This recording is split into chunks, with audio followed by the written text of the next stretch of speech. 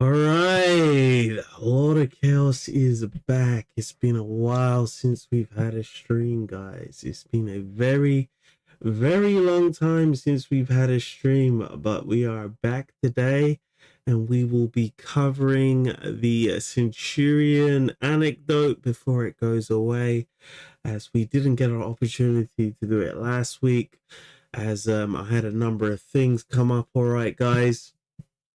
We will get to it today, and we haven't had any streams earlier on this week. It's been pretty crazy, to be honest, guys.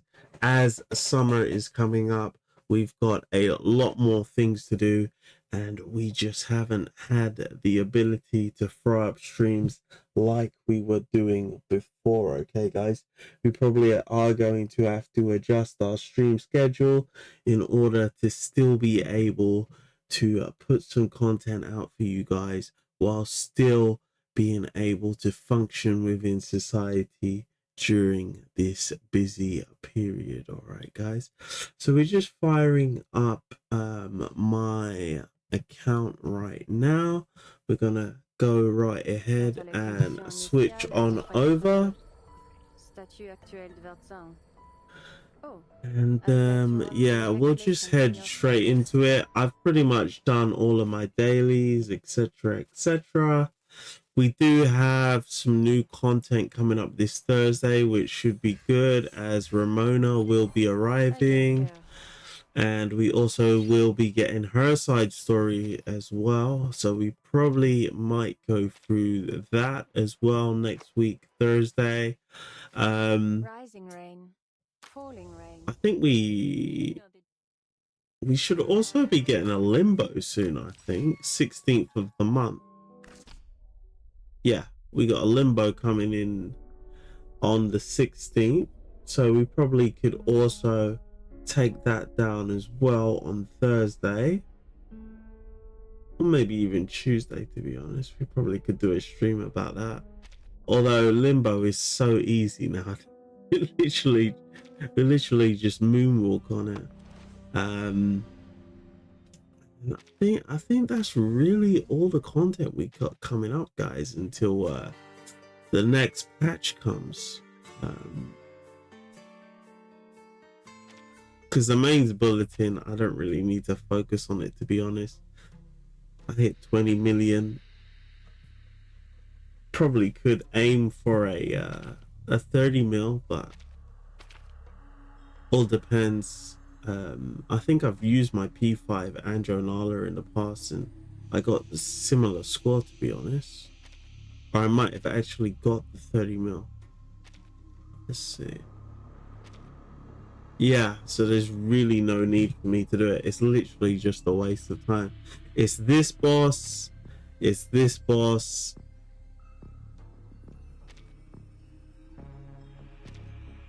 That I'm having the most issues with, yeah. Every other one I've done 30 mil.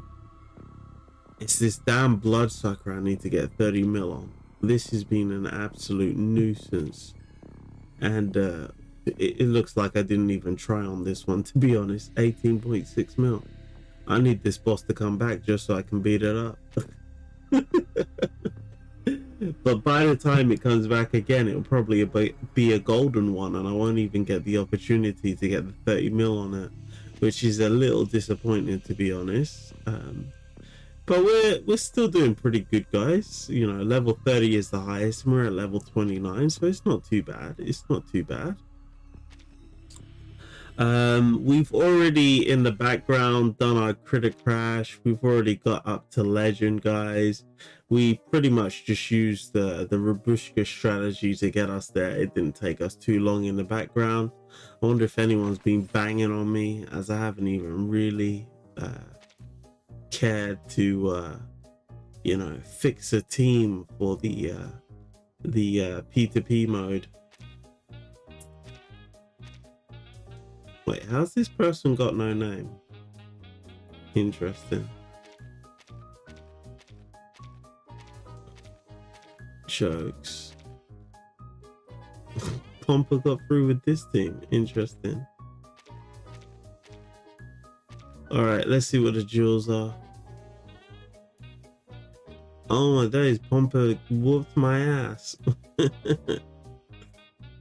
Oh man, I'm quite tempted to make a team to get some get back. I can't be bothered this time around, to be honest, guys. It would be nice if you could have carried over your teams from previous versions of this game mode, because you put so much time and effort into building a team only for it to disappear after 30 days. Like the last time I did the volcano strategy, it took me over an hour and a half to build my team. Why would I want to do that all over again? Like I'd already hit 5 figures on my team. I don't want to do that crap all over again. Anyway, let's get down to business. All right, guys. So like I said, today's stream is going to be focusing on Centurion's Anecdote, which is going to be all the world's a chip. All right, guys. I haven't actually gone through this story yet, so I'm going to have to go through it one by one, because I did my guide on my secondary account, so I am gonna have to go for the first and second ending. All right, Catalog, welcome to the stream. How we doing, buddy? Oh, I hope you're enjoying the start to your weekend. So let's just if the coin lands on tails, 1 bullet is loaded in a revolver. If it lands on heads, 1 bullet is removed.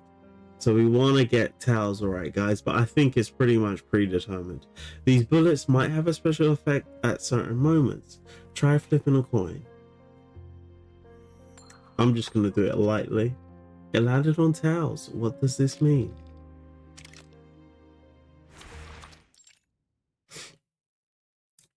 Get it going, Hefe. Hefe means boss, by the way. So we are currently indoors and the time is 20 past 11. Inside a dim room in front of a TV. Welcome. What is this? Swear words. The signal is always poor on the west side. The rusted, twisted copper wires adds a layer of buzzing static over the flickering, unclear face of a man. No one can enjoy TV like this. All right, this TV's trash. And the TV isn't working well. Straighten the antenna to find the signal. Back in the day, we would just hit the side of the TV if it wasn't working well. Press and hold the screen to straighten the antenna. Oh, you're supposed to press it. I was clicking it. I thought you had to click it. I was pressing it on my guide. A few rough twists straighten the antenna. The man on the screen begins to emerge from the fog of static. Today is August 19th. Your Jax Bailey is back with another of Witch for a Day. Wait, what is Witch for a Day? Witch for a Day, one of the most popular extreme reality shows of the century. Some would say the most popular, featuring the boldest and greediest contestants, relying on skill or luck to finish challenges. Also, the winners can take home a mouth-wateringly juicy cash prize. And yeah, sometimes people die chasing after that grand prize, but isn't that what the audience is tuning in for? What the hell? What type of Hunger Games is this? So in this realm, they have daytime television where people compete for cash prizes and they can also die doing so.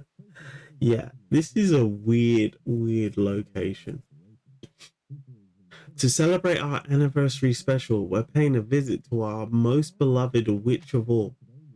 The one who kisses her chains, the undefeated escape artist, forever blessed by Lady Luck and her golden coin. Okay, so they're talking about Centurion. Who is this Jack Bailey, by the way? Everyone's eye is now glued to the flickering screen. At the host's words, their throats tighten. The name escapes their lips in unison. That's right. It's none other than Miss Centurion. Her luck, her confidence, and her courage has won over the hearts of all our viewers. Even now, when times are tough, her spirit remains unbroken. That's why her fans from every corner of this great country place their hopes in her. Before we put our witch back in her cage, wait, hold on. Why are they calling Centurion a witch? We've arranged a little meet and greet. The camera pushes through the clutter, its movement producing a soft rustle like an enormous snake weaving through a crowd. It pushes on until it finds its destination and stumbles into a sudden patch of light. Backstage. A room coated into dark red velvet, stacked full of props and accessories, and there in the midst of it all are three people, two adults and a child. Centurion with two of her fans. She flashes a showman's smile as she spots the camera, then gestures towards a shy, brown-skinned girl, signaling the host to talk to the girl first. Oh, looks like one eager young fan has already found our star. She's a bit shaky on her feet, but very sweet. The girl flinches at the camera. Her small hands twist the fabric of her beige dress.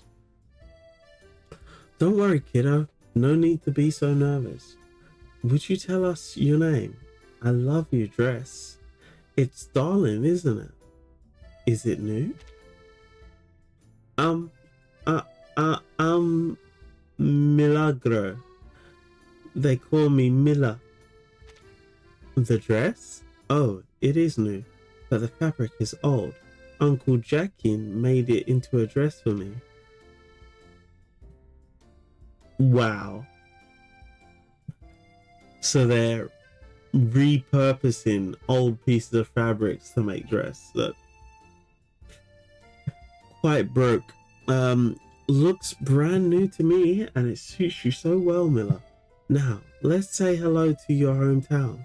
Which little slice of America will be cheering for you tonight? And is that your father with you?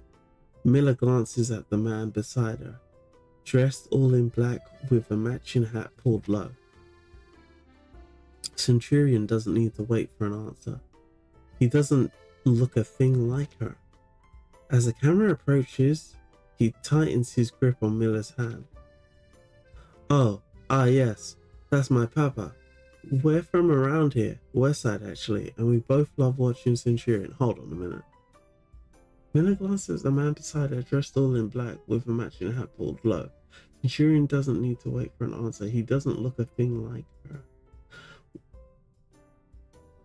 Is this man truly her family? As the camera approaches, he tightens his grip on Mila's hand. Yeah, his actions seem to be weird. When Witch for a Day airs, Jose, Jasmine, and I always watch it in the thrift shop. At first it was just us, and then some grown-ups started watching with us because they've got lots more free time during the day.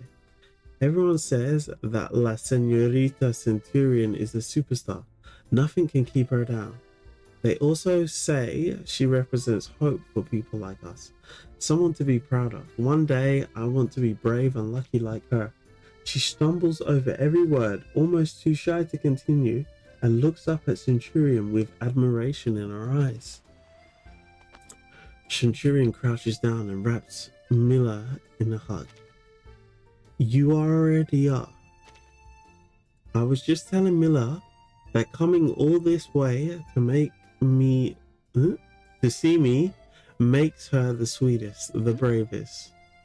What else did I say? Remind me, Mila. Starstruck, Mila's cheeks flush as she tries to stammer out words. The luckiest and the most blessed girl in the whole neighborhood, just like Centurion. Exactly, just like me. So remember, you can go anywhere and hit the jackpot. Centurion tilts her head to flash a winning smile, her open palm extended in invitation. The surprise washes slowly over the girl's face. Her hand begins to rise, then hesitates as she looks back towards the silent man. A tension hangs in the air. What are you waiting for, little girl? The show's about to start.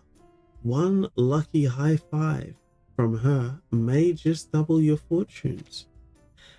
Actually, I was wondering...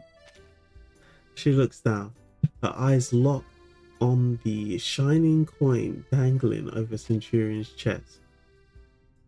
Could I touch it, please? Alright, I'm gonna take a quick sip.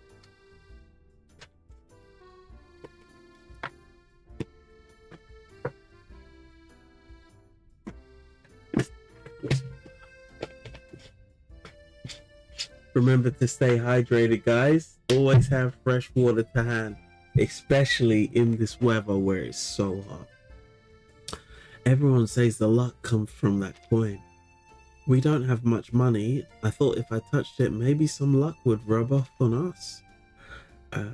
Good luck is all about what you believe in. Good luck is brought by this coin. Nah, it's what you believe in. Every child dreams of finding something that can change their luck, whether it's a four-leaf clover or a rabbit's foot. Yet nurturing that dream is not enough. It needs a bit of faith and courage to make it real. Hearing her words, Centurion pulls back her hand. Then without hesitation, she holds out the coin to the girl. Oh, welcome to the stream, Cruise-chan. How you doing? Lurking. I'm currently at work, so just wanted to pop by and say hi. I appreciate you. I appreciate you for popping in for a quick moment just to say hello. I hope you enjoy the weekend and all the best at work today, Cruz. Of course you can. That's what it's there for, right? And when you get home, don't you ever forget, you're the girl who touched the lucky coin.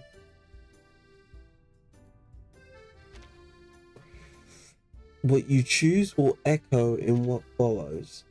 Sorry, I didn't offer sooner. Go on, touch it. Give it a nibble if you want, don't be shy. Give the lucky golden coin a nibble. Thank you.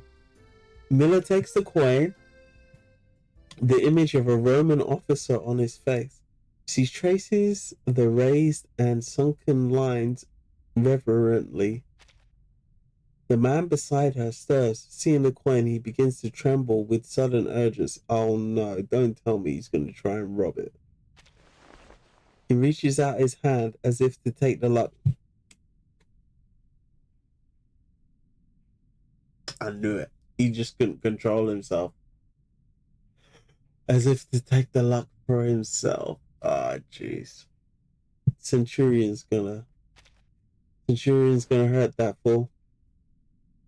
Miller looks at his outstretched hand, hesitates, and places the coin in his palm. He studies it closely before returning it to Centurion. Good luck, Centurion. Let's go, lucky lady. He speaks in a rough, low voice, the voice of a man who has seldom seen good fortune. Sonoran Desert. A sheer cliff of red sandstone erupts from the harsh desert. Wind and sand have sculpted it into this massive scarred form. The sun's intense rays beat down on the ground and the artificial lake far below, but they cannot beat down the spirit of the crowd. They are waiting for the wish to take her death-defying leap. Our one and only queen, are you ready to reclaim your throne? You know I'd never let you down, my dears. The ratings are about to skyrocket once again. Centurion gives a playful wink to the camera. She raises her hands, displaying the binding chains to the crowd below. They reply with thunderous cheers. She then turns and steps into a tall, narrow iron box. Oh. Just look at her. Not a trace of fear. Two strong men heave the iron door shut. Just as the last light fades, Centurion blows a kiss towards the camera. Inside the box, A loud grinding noise fills the air as the box is inched towards the cliff's edge. Then it stops. In that suspended silence, Centurion knows this is it. So why is there background music if it's supposed to be suspended silence? She allows herself to fall backwards. Weightlessness takes over. The crowd screams, blends fears with excitement, and then that familiar rush. Danger is a wild beast she has tamed. Then, as she always does, she reaches for the coin at her chest to the familiar roughness of the Centurion's face. But something's wrong. Oh, so now we get the silence. Huh? The texture is off. She glances down, angling her chest into a narrow band of light in falling darkness. The shape and weight are correct, but her Roman officer now bears a jester's hat. Oh, I knew it.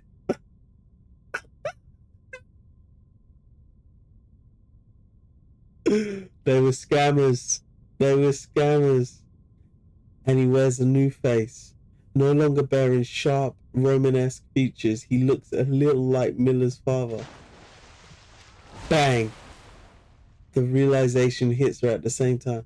How could Centurion, the master of gambling, she's supposed to be, someone who's probably dealt in the underground a lot, been to a lot of shady card tables. She should be able to notice if the dealer is corrupt, etc., etc., dealing bad hands, etc., etc. And she could get fooled that easily by someone touching her stuff while she was watching them the whole time. Oh, that's jokes. The realization hits her at the same time as she hits the water, accompanied by screams and the crashing of iron and water. The witch in a box plunges into the lake.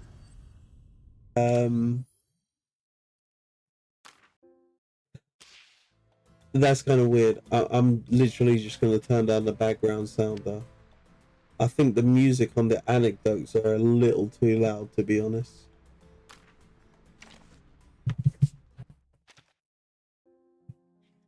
All right, let's toss the coin.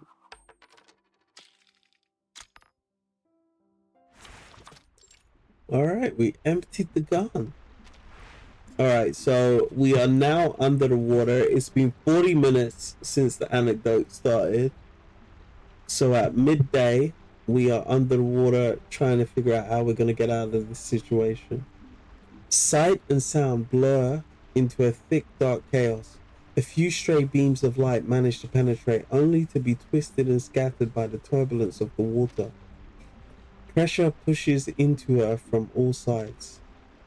Ugh. The shock of the impact has forced the air from her lungs. Now an immense rush of water invades her mouth and nose in its place. Oh dear, it's not looking good for Centurion.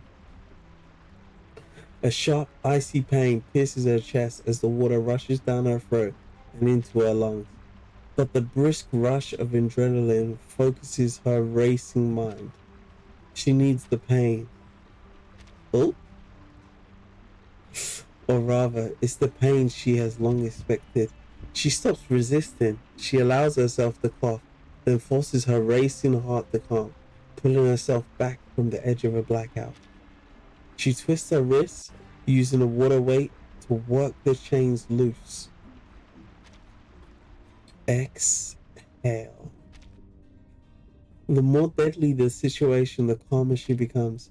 After all, this is a rare, truly genuine performance.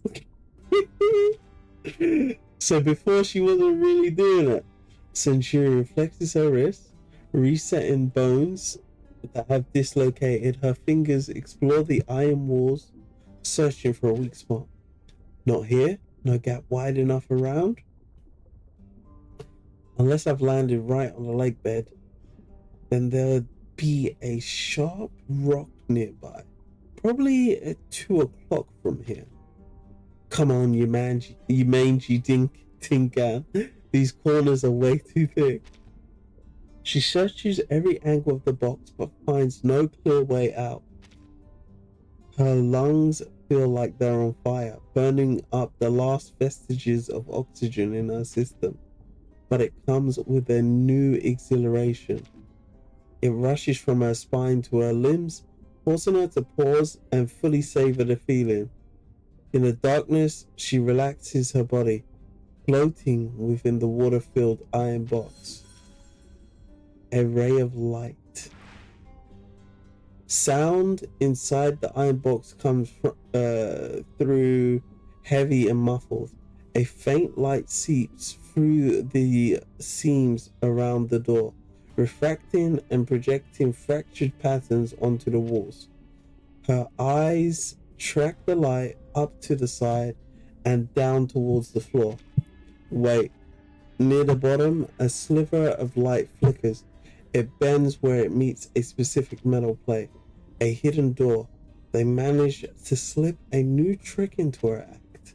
Ha! Perfect. She pushes off the wall, pressing upwards against the ceiling. She twists around in the water and kicks down hard at the metal plate. With a dull thud, blinding light and water rushes towards her. Artificial lakeshore. Pant. Looks like she escaped safe and sound, guys. The sun lavishes its light and warmth upon the blue water as she rises from the lake. Centurion brushes wet hair from her face as she looks out over an empty expanse of the vast Sonoran desert. She does not end up surfacing where she had originally planned. Instead, she finds herself emerging next to a patch of Seguro cacti on the far shore. Okay, so that must be a type of cactus. What a scene. Amazing. Or a complete mess. She winces, rubbing her ankles. Good thing it's the 19th or I'd have been done for. Alright. What's the date got to do with it? Must be why I've always liked it. 19, my lucky number. Seems like it likes me too.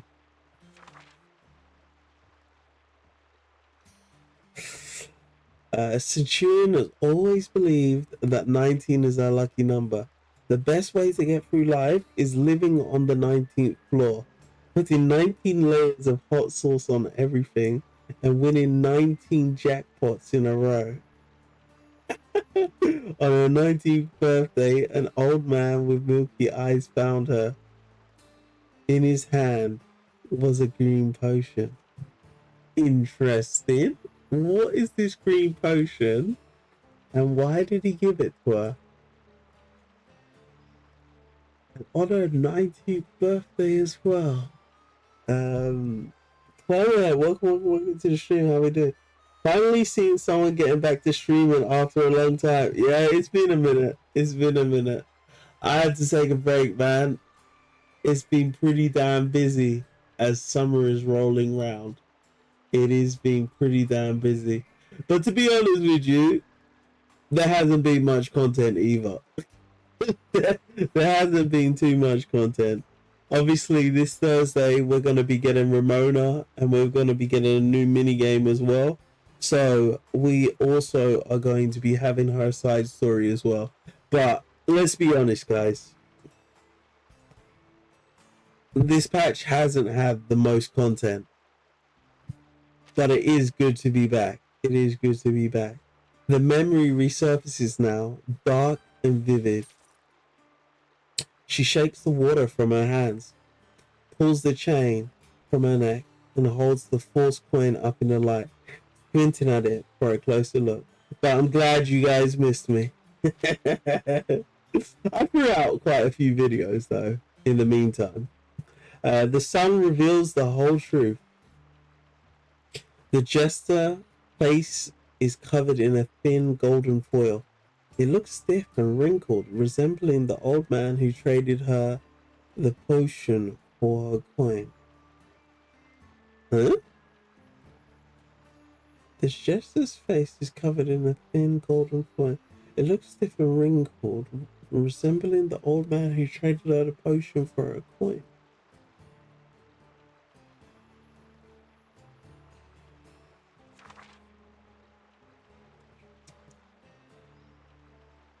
Yeah, I thought she got given a potion. But why does it say she gave him a potion for the... Wait.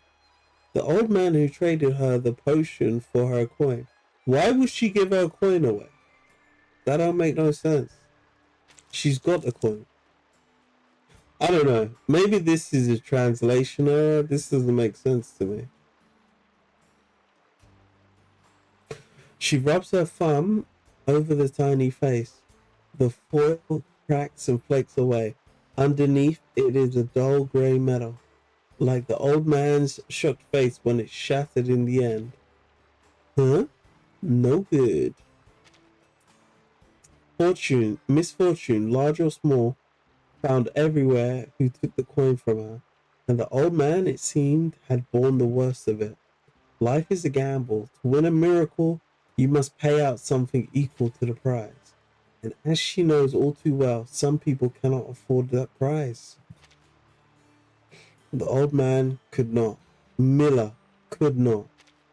She does not want to see the girl's face shattered like his did. Now, let's see. Centurion examines the coin. Then she looks out across the land. It is barren and hot. Scattered cacti dot the cracked earth. Beyond them, the air shimmers.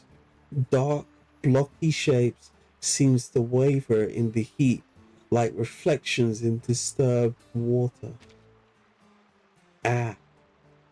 She said she lived in the Westside, didn't she? Could have hunted her down. Alright. We might be going to the Westside, guys. We might be hunting her down after she tried to rob us. Alright, we put a bulletin.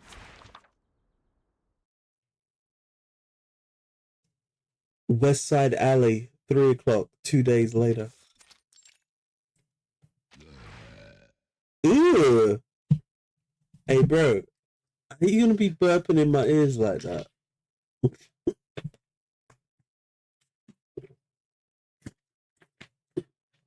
Hey, senorita, could you spare me a nickel? I need one. I need one more sip of mezcal. What the hell is mezcal? I've never heard of that word before. Mezcal? I'm just Googling it quickly, guys.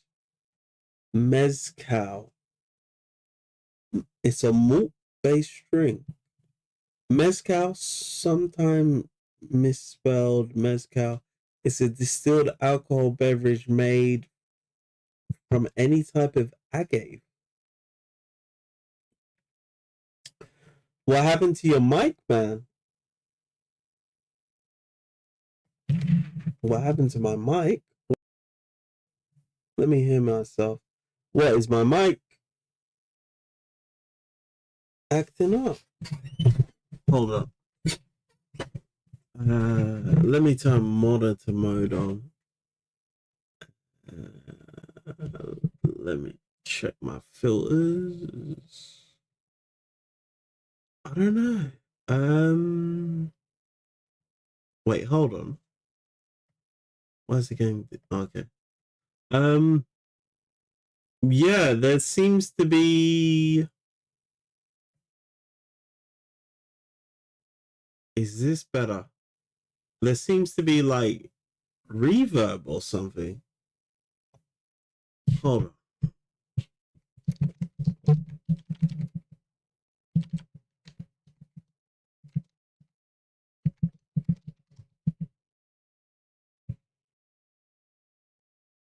Adding reverb to your microphone in OBS. All right, it's better now. All right, I think the limiter is not. Hold on. Do you know what? Let me bring the limiter down. because it seems to be letting the higher sounds through. As for some reason, yeah, if I speak loudly, it's not going over anymore. Yeah, it should be a lot better now. All right, so mezcal is. Let me just show you guys what I was looking at. 1 second. I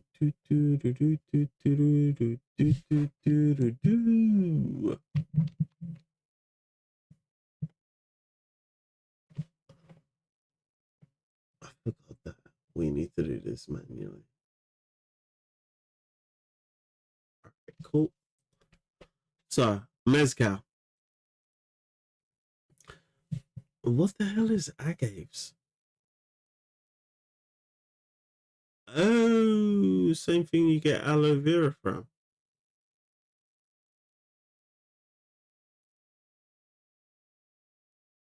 All right. So it's a drink that's made from those species of plant. Interesting. It's a clear liquor as well. I need to try that. I've never tried mezcal. And I have been to Peru before. Maybe I've tried it, I just didn't know. Yeah, interesting.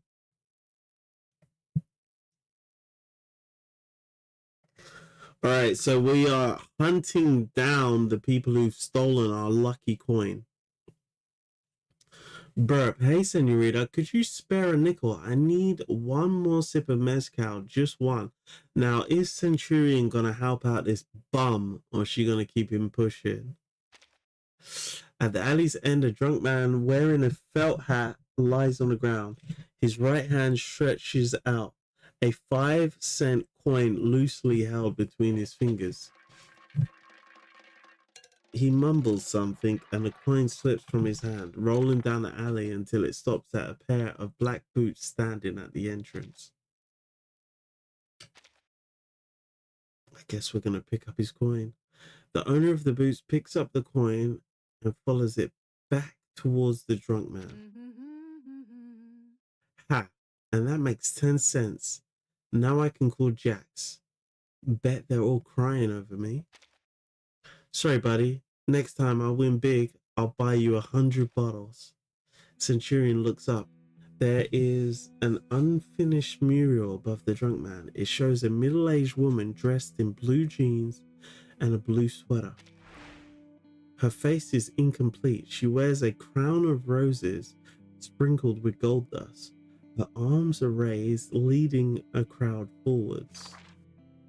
Crown of roses. Juan, do not worry whether the garment is torn. Once it cradles the roses, it will hold only their fragrance. Okay. Interesting. Centurion follows the direction the painted woman points towards. The afternoon sun throws the shadows of trees across yellow walls where dusty cars are parked at the corner. Nearby, 3 children are kicking around a flat tire. Most people arrive at the alley's end. Some glance towards Centurion curiously. Others ignore her and quietly pray before the mural. Their prayers are soft and hard to catch. Centurion moves closer, trying to catch the words. May our mother bless us. Help my Alicia to do well in school. You might want to pray that man of yours makes it home by midnight. Yo! That's a threat. That is absolutely a threat. Or a warning. No, Dagoberto. Wait, Dagoberto. Yo, that's a serious name. Our mother will definitely help you find a new job here. Then we can stay together. I want to believe Blanca. I really do, but... People bow their heads, whispering towards the portrait of a woman above them. Then leave. Only the mother remains. Fixed in her grace, a refuge for any who look up. Mother. Something brushes against Centurion's leg. Why? Why are you just standing there? Aren't you going to pray? Grandma says you have to ask her. Ask Mother for luck, for miracles. She really listens. Without her, life is hard. That's what my grandma says anyway. Centurion crouches down and looks at the little boy, then at the mural. She can feel the eyes of the other petitioners on her now. It's not enough. Your grandma's right. It's not enough. We're going for the first ending first, okay, guys? Sure, but it's not enough. When life gets tough, that's when people need miracles the most. But you can't just wait around for miracles. You have to be diligent. Take action yourself to make her happy.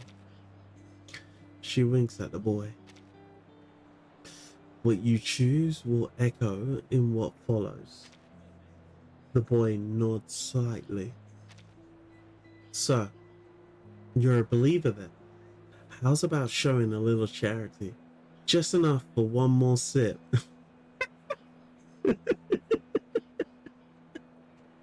Yo, this guy, man. This guy. He's such a drunk. I just need one more sip, man. Just one more. Oh, man. I painted her. Hee hee, you know. It's not finished yet, but with another drink, I can sip.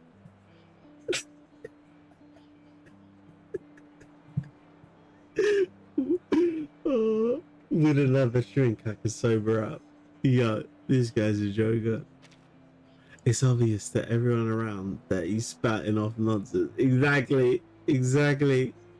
But that just makes the stakes higher. Return the coin to the drunk man. Centurion flips the coin, then places it, along with one of her own 5 cents, into the man's open hands. To your health, then.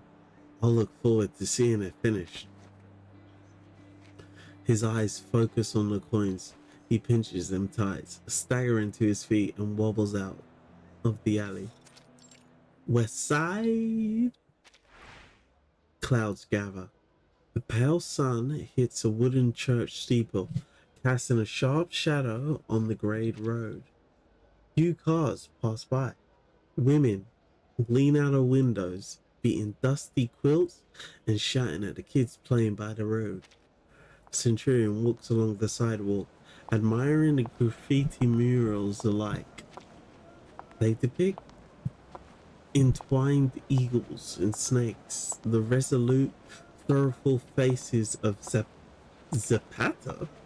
What the hell is Zapata? I'm gonna have to Google it. Zapata.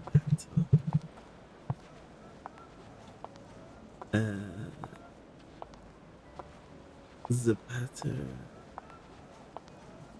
Zapata seems to be a person. Mexico marks 100 years since the death of Revolutionary Zapata. Okay, I'll have to look into that later. The sorrowful face of Zapata. Okay, that makes a lot more sense now. He's the revolutionary. And inspiring historical scenes. Some are finished, others are not. The young painters pause when they see her and call out greetings. They call out to her in callow. She responds in kind. She attempts to mimic their accent, but doesn't quite pass for a local.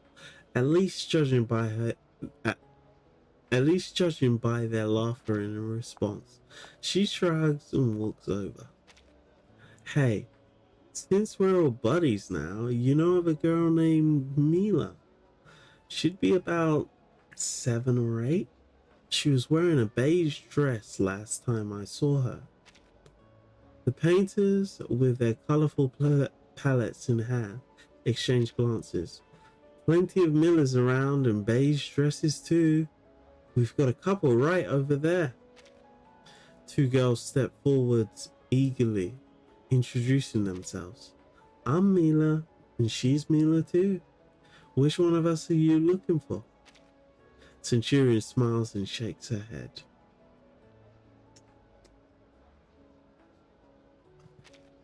No and no. But thanks anyway, my dears. You're welcome, and you look familiar. Knowing she won't find Mila here, Centurion moves on, heading deeper into the neighborhood.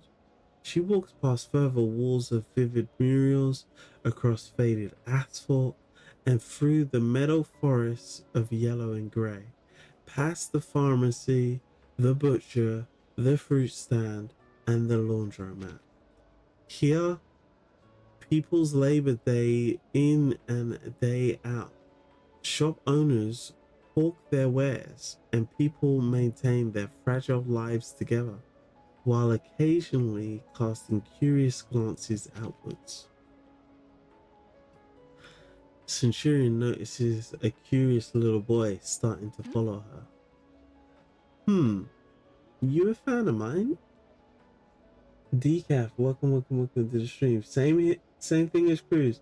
I'm working at the moment, so we'll I appreciate that, dude. Thanks. Hope you're having a good start to your weekend, and all the best with work today. No. You look different. She pats his head and continues through the neighborhood, but it doesn't take long before more and more people notice her. Yeah, she looks like an out-of-towner. Hey, she looks familiar. Wait, let me put on my glasses. Isn't she from Wish for a Day? Hey, could it be that's the Queen of Escapes? Centurion? First one, then two, then a dozen, until recognition fills the eyes of every person present, and without thought, each one begins to fall into step behind her like a line of ducks. Hey, señorita, can I get your autograph? Oh, let me see. Where are my glasses? Hey, it's really her. Oh, yay! Mind the fruit. Watch it! Centurion turns and waves with her trademark ease. Her attention sends a wave of excitement rippling through the crowd. Thank you. Thank you, everyone. I just love the Westside. Everything here is so alive. What's not to love? Yo, use that fame of yours and figure out where the hell Miller is so we can keep pushing. The crowd gets even more worked up. Cheers bubble up like shaking cans of cola. Centurion, we love you! Oh, I know you do, my dears, but can you answer me this one thing? Yeah? Alright then. You all know Witch for a Day, right? Well, I'm looking for a little fan of mine who loves it too. A girl named Mila in a beige dress. Anyone know her? Hands shoot up from the crowd. She must be my daughter. She watches Witch for a Day all the time while she's taking care of my granddaughter and doing the chores. She said she's looking for a little girl, not a grown woman. A few other girls push forward, jumping to be seen. My name is Mila, and I love watching Witch for a Day. Are you looking for me? Stop lying. You don't even know when Witch for a Day airs. I must be the one she's looking for. The jostling fans go from excited to heated. Girls pile up at the front on the verge of a scuffle. Seeing this, Centurion tries to take control of the situation. So happy you're all my fans. There might be a lot of Millers here, but I'm trying to find the little girl who came to see us film this show earlier today. Earlier today? What are you talking about? Isn't this supposed to be happening 2 days after the events of what happened? I could have sworn at the beginning of this it said 2 days later. 2 days later. What, did she have a show today as well?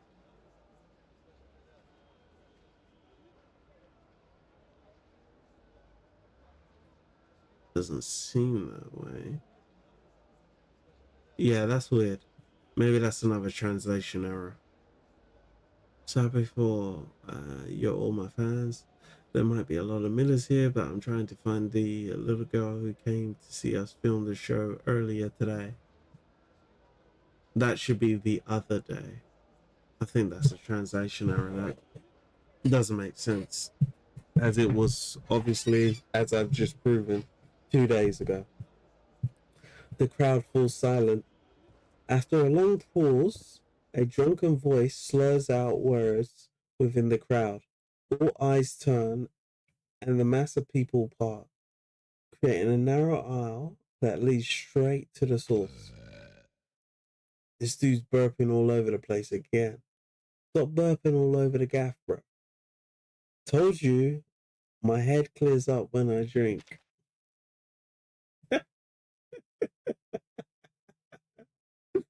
Joker. I know who you're looking for. She's my niece, Mila Felix. She came by earlier to ask Mother for a wish. She wanted to see Witch for a day live. Even said she wanted to touch your lucky coin. And I'm not going to do the birth, okay, guys? I even made her that beige dress you're talking about. Wait, hold on a minute. So, yeah, he's the uncle. Interesting. All right. Tails, that means putting another bullet, right? Oh, no good. Westside Outskirts. 4 o'clock in the afternoon. The hidden card. So this is going to be 4 hours after the events of the previous chapter. A lonely cabin stands beside a narrow, dirty river near a mint that releases small clouds of white steam. Her trail leads her to this cabin. Her fingers trace the door's worn white paint. Alright, we're gonna knock the door. Hello? Anybody home? The pale door doesn't move. She looks around, finding nothing but wild grass that gently sways with the breeze. Until, after a wait that almost feels too long, the door creaks open by a sliver, revealing a messy hair boy. Wait. Can I help you? Wait, you're Centurion from the TV. You got me, kid. Who else could find this place so quickly? I'm looking for Mila. Is she home? The boy says nothing, but his eyes seem to light up, becoming suddenly alert and cautious. Amador, is someone there? A soft voice asks from inside. She recognizes the voice immediately and calls in past the boy. It's me. I've come to see you, Mila. Hurried footsteps approach, and a figure dressed in beige pushes past the boy to the door. The girl stares up at her for a moment, then she rubs her eyes, as if still doubting whether she's awake or dreaming. Hey, madre mia! Did you wish really come true twice? Alright, so we're at Mila's home. The soft smell of mint tea wafts up from an iron pot. Its white steam curling in the warm light of the room. Please, come in. We still have some soup and bread if you want. I could do with some soup and bread, to be honest. I'm actually feeling a bit peckish. Centurion politely declines the offer. She has more pressing matters. Though Mila has been over the moon with excitement since she let Centurion in. As they sit together in the small living room, she becomes quiet and tense. Her brother Amador stands nearby, his eyes fixed on them. What exactly are them? Centurion is certain these two are not the thieves. Whatever else, she trusts that Mila would not have taken the lucky coin from her willingly. So it's obviously got to be the old dude, the person who's supposedly, quote unquote, her father, which he was acting rather suspicious, to be honest, with the fact that he didn't look like his granddaughter is fair enough, or his daughter is fair enough, but the way he was acting all shifty like, that was weird. That was definitely weird. Centurion is certain these two are not the thieves. Whatever else, she trusts that Mila would not have taken the lucky coin from her willingly. Mila, the reason I'm here is... She calmly explains everything that happened after Mila left. The girl's expression changes from shock to shame. She lowers her head and covers her face with her hands.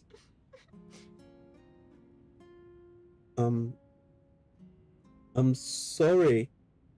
Amador told me not to go, and I went anyway. I wanted to see your show because my brother and I wanted to leave here. You see how things are.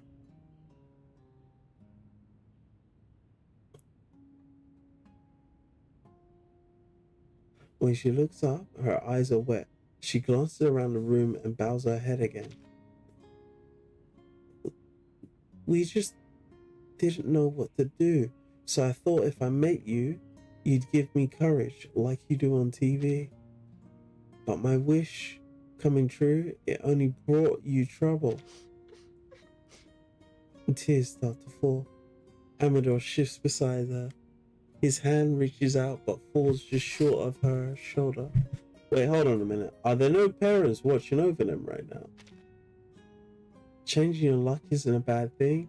Good luck and bad luck are just two sides of the same coin. So, I made your dream come true. What's wrong with that? Since when is it a bit of luck? Since when is a bit of luck a bad thing? Centurion leans in closer and wipes a tear from Mila's cheek with a heartfelt smile. But I worry that sometimes when people see a lucky coin or a lucky girl, their first instinct is to use them for something bad. What you choose will echo in what follows.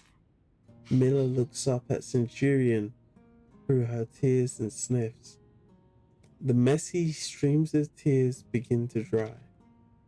Amador has kept silent the whole time, but as he refills Centurion's cup, his expression softens.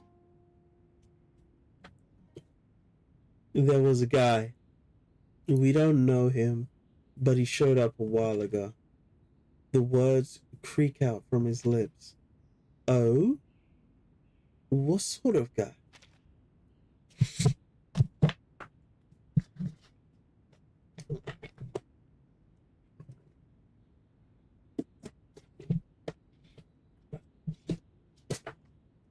It was after Mila took Mother that she wanted to see your show.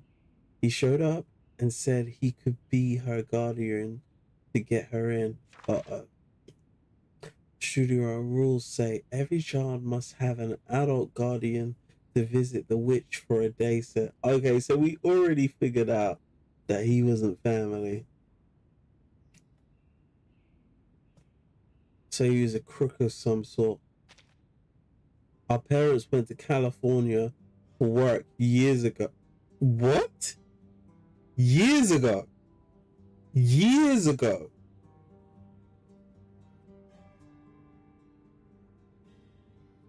They left us behind to fend for ourselves, though. I thought he was gonna say like they went for work, you know, on the day, early in the morning or something. Years ago is crazy. The man said he was a fan of yours too. He said we'd pretend to be a family for the day, go together and come back. Do you know where he came from or where he went after the show? Both siblings shake their head. So you don't know nobody. Centurion leans over to rest her hand on her chin, thinking things through. She takes out her false coin from her pocket. How's about this? Have you seen this before?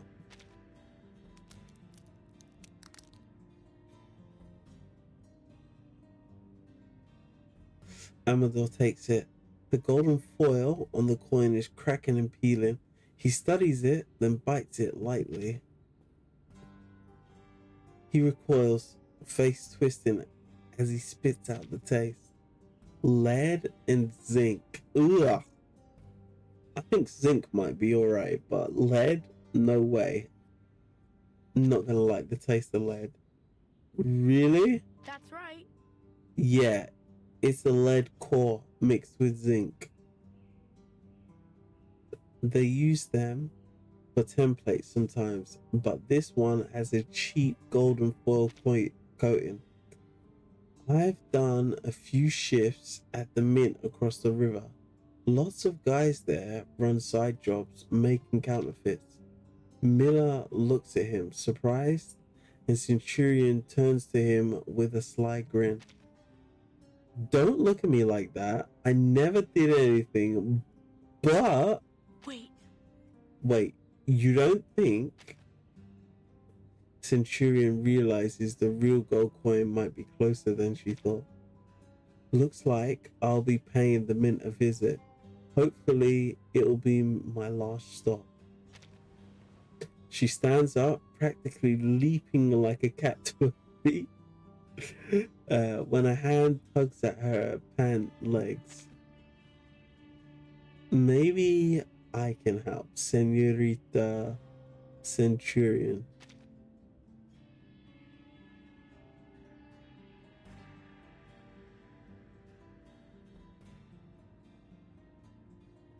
I could try to swallow for you. Absolutely not. Her older brother says the words with a final protective authority. He could come after you, after us. I've seen what those counterfeiters can do. Last time was bad enough. I'm not letting you take that risk again. Silence follows. Mila looks both shy and hopeful. Centurion offers her an appreciative pat on the shoulder, but her brother doesn't budge. He has every right to his concerns. Yeah, exactly. Centurion bends down and ruffles Mila's hair. No worries, my little princess. Maybe there's another way? Since the mother listened when you prayed before, why not pray again? This time for me. Ask her to help me catch that man quickly. I'm sure she won't refuse you.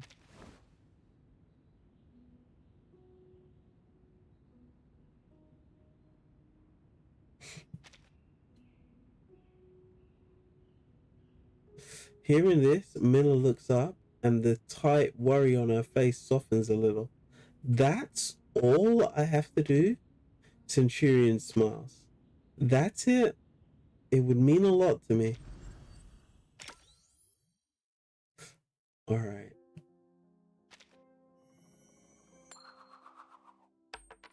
So we're taking a bullet out. Cool. So half an hour has passed.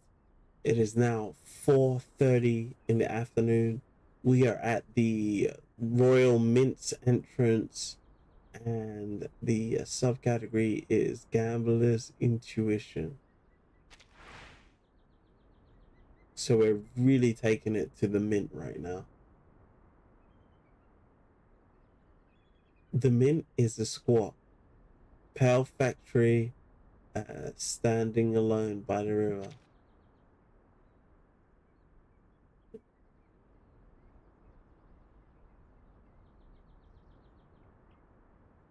She pauses at the entrance. A dark doorway opens before her, filled with mechanical sounds and hot, drifting steam. Then, casting aside all concerns, she steps inside the Mint. Inside, rough, black machines spread out like entrails. Conveyor belts move forward with a constant clank. Workers hammer, cast, and cool metal. One man lifts a glowing mold with tongs and plunges it into a water tank. It hisses as it sends up a cloud of yakul.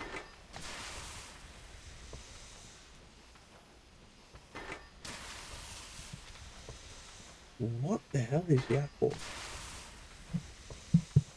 Alright, 1 second.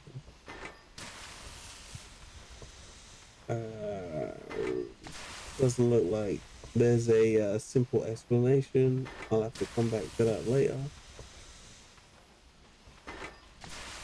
Thick white steam fills the air, making faces hard to see. Only hands move, hammering the coin as they flow down the line. No one speaks. The only sounds are metal striking metal and her footsteps as she walks past the rows.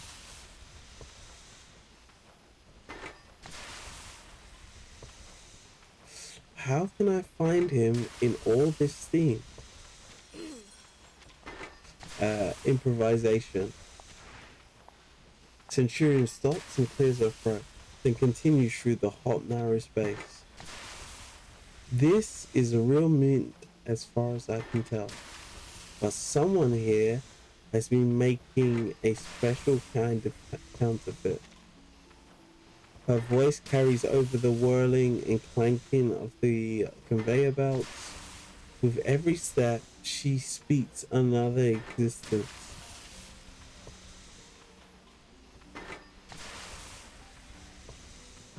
And as she does, an intangible force like flowing water wells up and spills out from within her.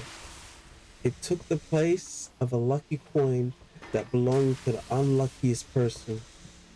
So unlucky that the charm turned into a curse.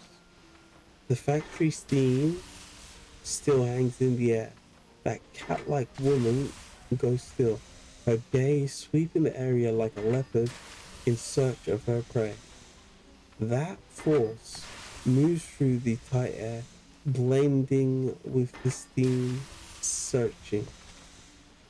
Now, whoever holds it carries that curse. For instance, right now, the unlucky person who still manages to survive has come back to haunt him. She finds something, or rather, she senses it.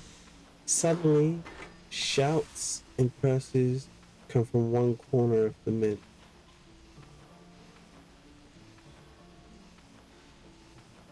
Centurion looks over. A man's strap is caught on an automatic hook, pulling him into the air. Oh shit. Dios míos! Someone caught on the, whoa, that's very vulgar language. On the effing hook. Someone turn that thing off. Right effing now. Damn it. Damn it. Chaos breaks out in the Mint. Centurion leaps forward, running towards the commotion. Her heels click as she weaves around, startling workers. The man sees her coming and struggles wildly to break free. There is a snap as he frees himself and falls to the ground. Are you crazy? Do you want to get yourself killed? Ignoring the shouts around him, he gets up and runs for the door. Wow, nice.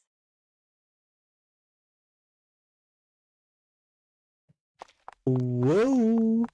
Centurion is on the chase immediately. She squeezes between tight conveyor belts and vaults over the cluttered floor.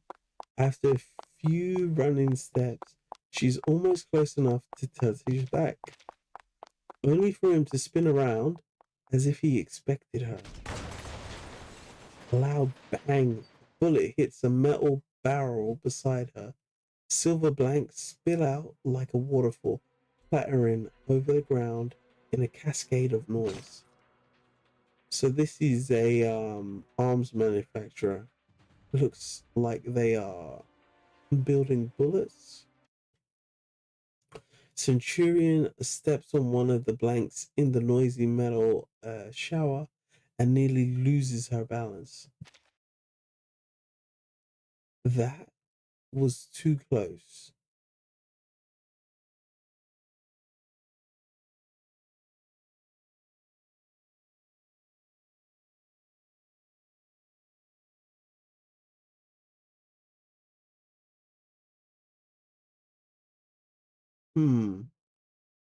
That was too close, but there's no cheating in this game.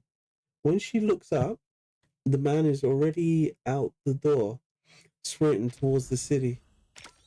Bro is like, I'm out of here.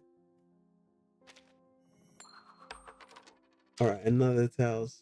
Yeah, it looks like it's going the exact same way. If we get tails again, it's going to be evident that it's predetermined. Westside, Outskirts. So half an hour more has happened in between this part of the story and the part that came just before. Blind bet. Just going to take a quick sip.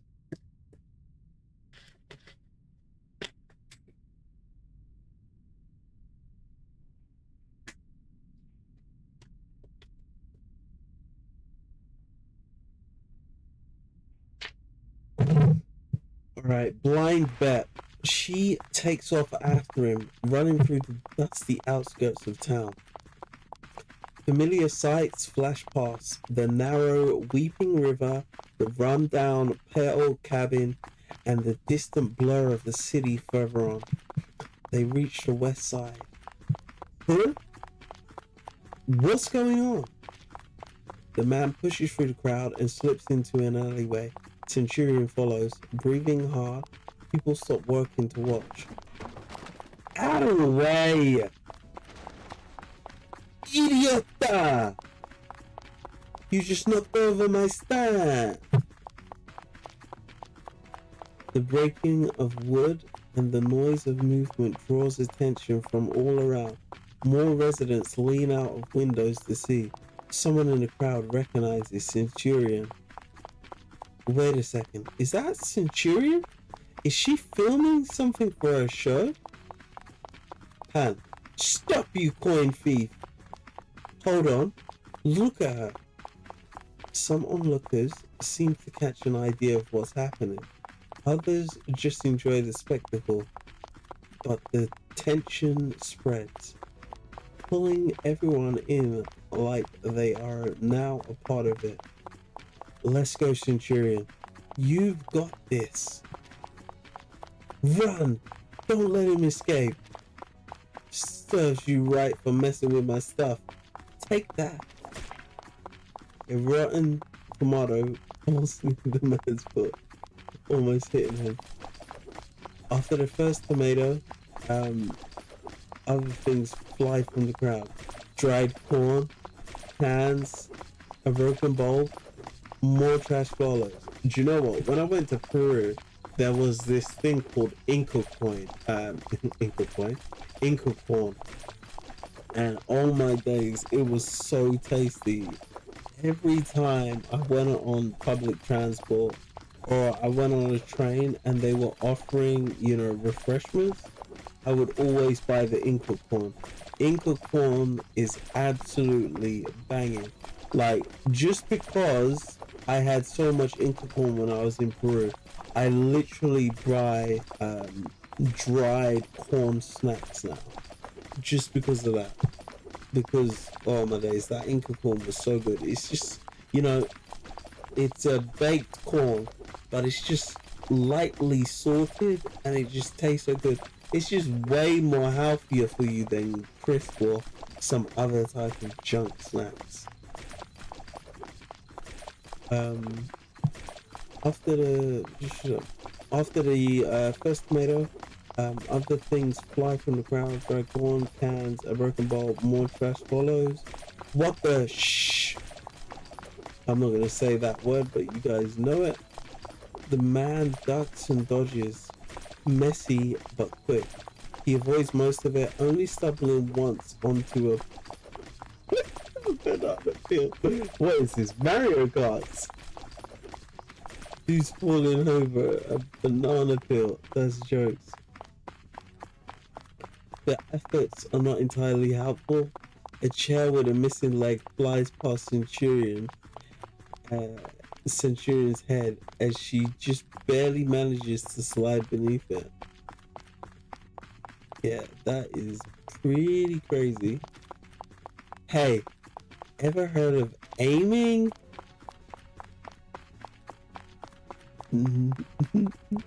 Not my fault. I'm no Pancho Villa. Joke. The noise grows louder. People start running behind Centurion. Others shout her name.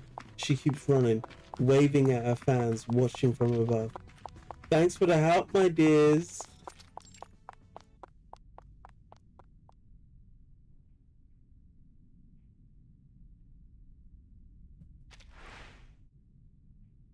Still in Westside Alley, by the way.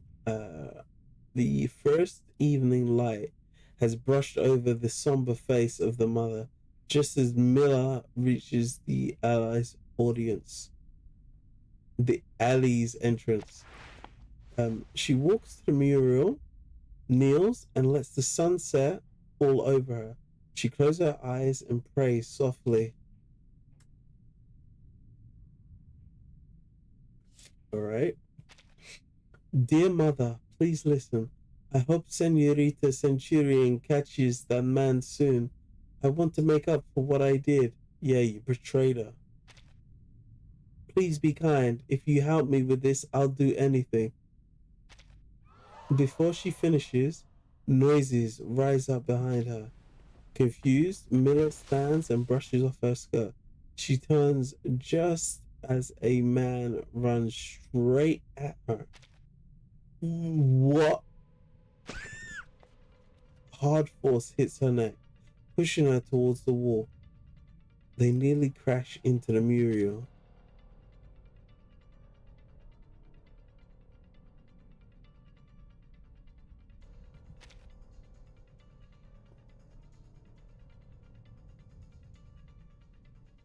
The world spins, pressure tightens on her neck. Something cold and hard presses against her forehead, and through the ringing in her ears, a voice she knows cuts the air. Mila! No! Mila looks up and sees Centurion, out of breath, surrounded by a gawking crowd. Centurion and the townspeople have chased the man into this alley. No one knew that she was here. The miracle she asked for came all too soon. In a panic, the man locks his arms around Mila, pressing a gun to her head. Oh, jeez. You see, if this was the main story, we'd be fighting a battle right now. Pressing a gun to her head as he gasps for breath. Huh? What's happening? Ah! Mila tries to fight back, baring her teeth as she tries to reach his arm. In response, he hits her in the head with his gun. Oh no, she got pistol whipped. Oh yeah. What kind of coward hits a child?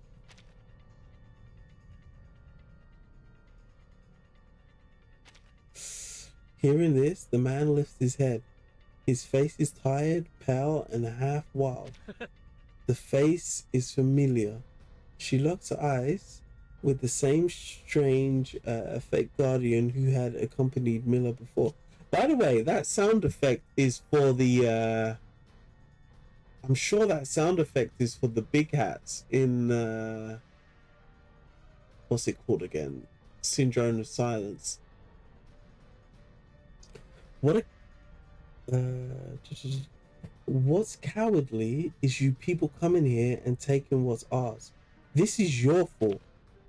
The crowd erupts. Someone even makes a move to rush in and attack him, but Centurion raises her hand to stop them. The fake guru does not thank her. He pulls Mila back, step by step. His whole body shakes.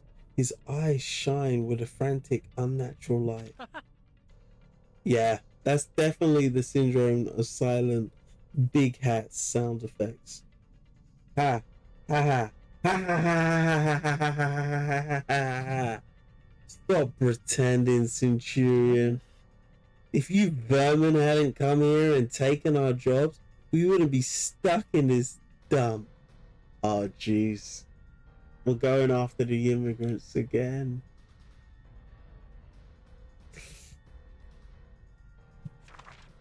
Taking our jobs, wave of unemployment. After the golden age, the workers were pushed out and the factories shut down. Life without work lost its color and warmth. Politicians say the country is about to face a new wave of unemployment. They call it part of an economic cycle. Economies are made up of real people, and real people cannot understand why big, empty, condescending words mean their children go hungry. Yo, that's cold. But that stupid show still puts people like you on a pedestal.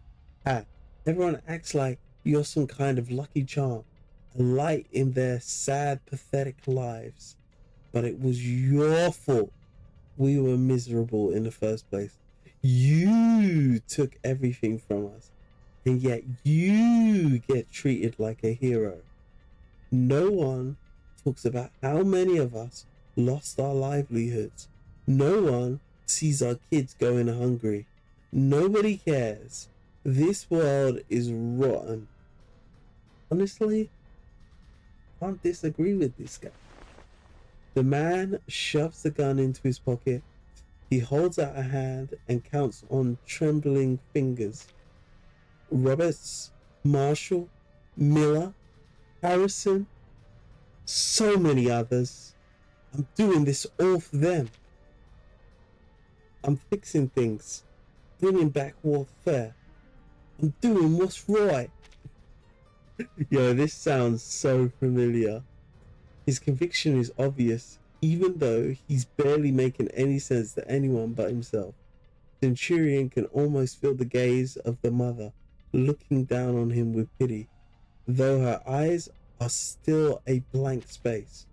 The reality of the moment and the crowd's stunned silence takes the fire out of his eyes, but the madness remains.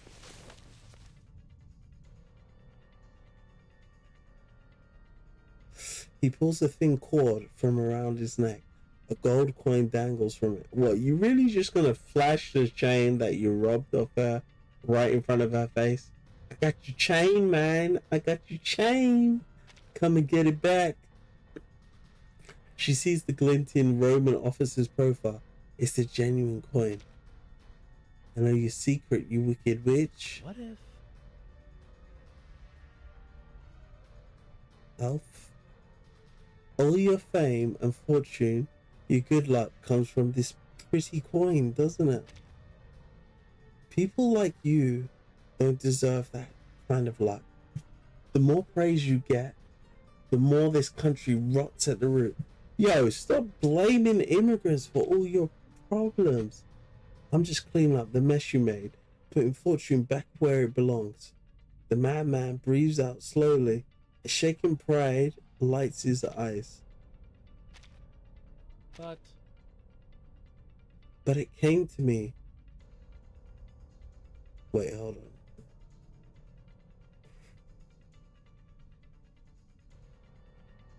I thought you'd be finished without this coin. Figured I could sell it. Shame. But it came to me. Luck's still on my side. Even this weird portrait of yours agrees. What? Even this weird portrait of yours agrees. Wait, is that Lady by the Lake? You're wrong. Centurion stops. Her throat feels tight. The luck was never in the coin. That's right. It's like you never even watched her show. Mila struggles to answer. The man sneers and smacks her over the head. Wait, hold on a minute. He's pistol whipped a young child. Well, I guess that's worse than smacking her. But, yeah. This dude just likes abusing children. Yo, Centurion, use your arcane magic and just beat this guy up. Like, what are we doing at this point? How are we allowing him to get away with this? This time, Mila only whimpers, then goes quiet.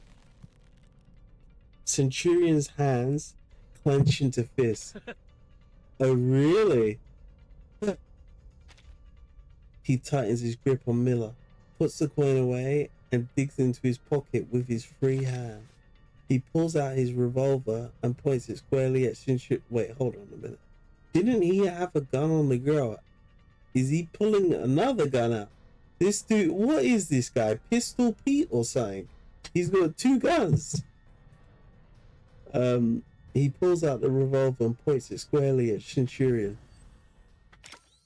Yo, this is wild.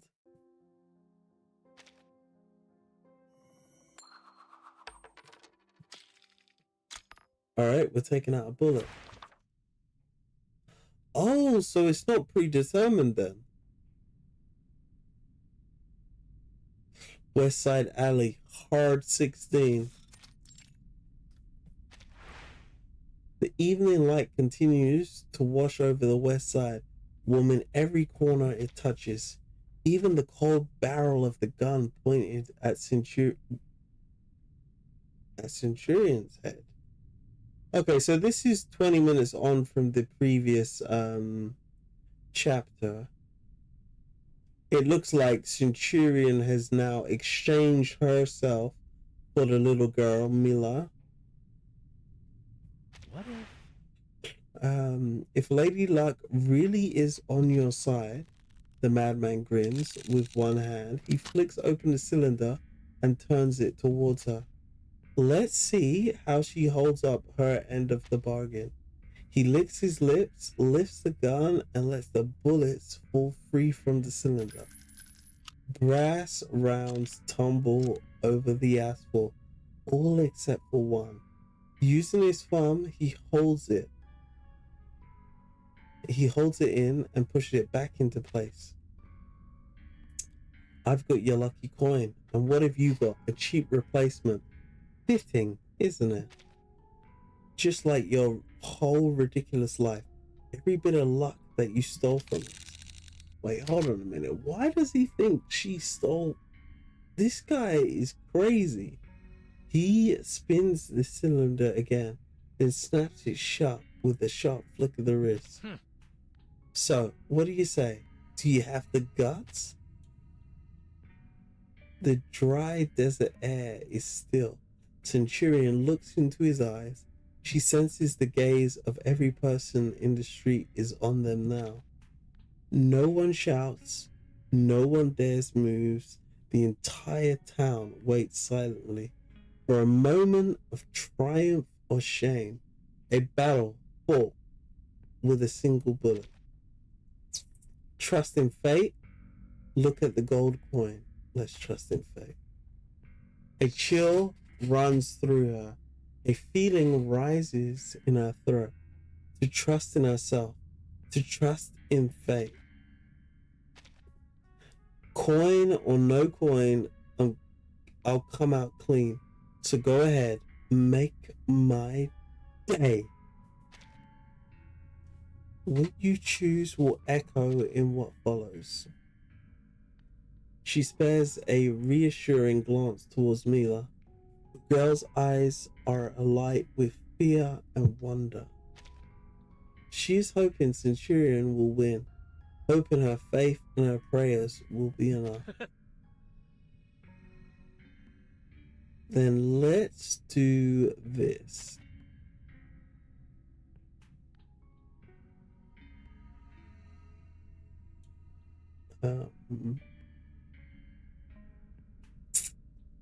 He hesitates only a second before he places the revolver against his own head.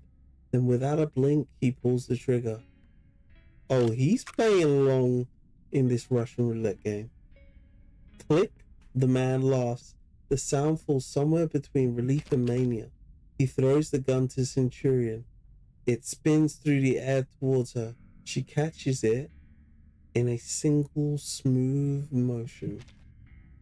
Your turn, witch. She lets the revolver rest in her hand, weighing what might be her final thoughts, then presses it to her own temple without hesitation. Click, the sound as dry as the desert wind.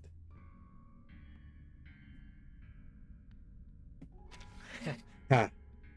The man's lip curls into a sneer. Not so fast, this isn't over yet. The sun sinks lower, its last golden ray cutting across the alley, splitting light from shadow. All the people in the street hold their breath, eyes fixed on the two as they pass the 8-shot revolver from hand to hand. Even the shadows themselves seem to be playing a silent witness to their game of life and death. Only one sound fills the alley on repeat. Clean, mechanical, pure click, click, click, click. Exactly. I knew it. I knew it. I knew it. Exactly. A soft wind stirs the awning and window shudders. Cold sweat beads down the man's unblemished forehead. 2 chambers left. He's laughing his ass off. The queen have escaped. What a laugh. Just as I suspected, with this coin, luck is on my side now.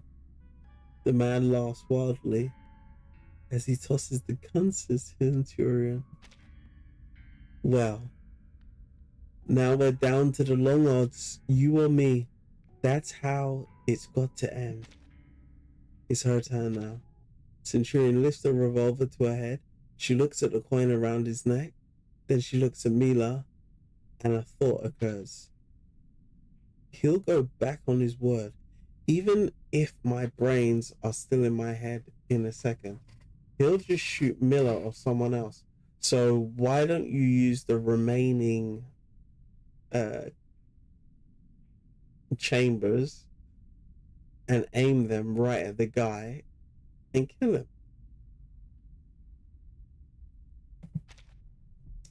She needs a different ending to the story. A strange feeling washes over her.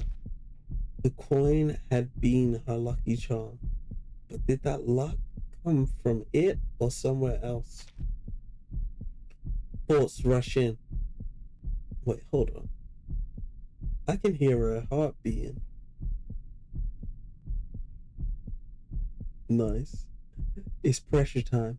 Thoughts rush in, dizzying. For a moment, she remembers winning before. Thousands of slot machines spitting out golden tokens, the glare of casino lights, the desert sun, and the old man's face shattering in sunlight. These images blend with the coin, with the halo over the mother's head. With or without the coin. I hope that this is the last round. Bang! The firing pin strikes. A bullet flies. primal instinct kicks in. Without even a fraction of a second to spare, Centurion tilts her head just enough for the red-hot bullet to graze her scalp and slice through a few hairs. The lead shot continues onwards, striking obliquely against the wall of the alley before it ricochets beneath the hands of the saint herself.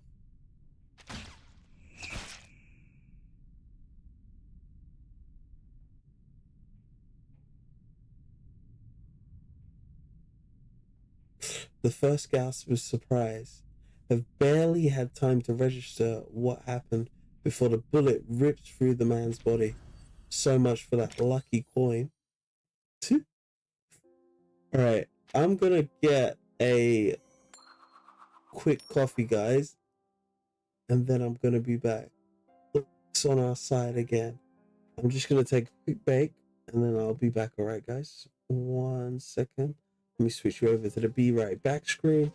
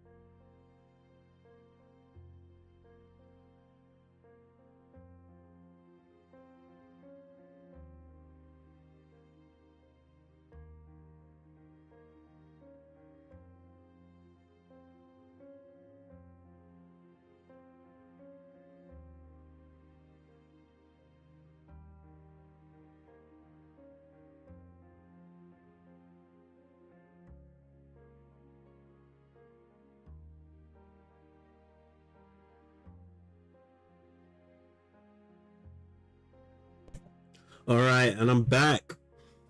We just got our cappuccino, and we're gonna get back to the story. All right, guys. So luck is on our side again. So we are now moving on from hard 16 or hard 18 into high roller. The time is now 9 o'clock in the morning, and we are in the interrogation room at the police station.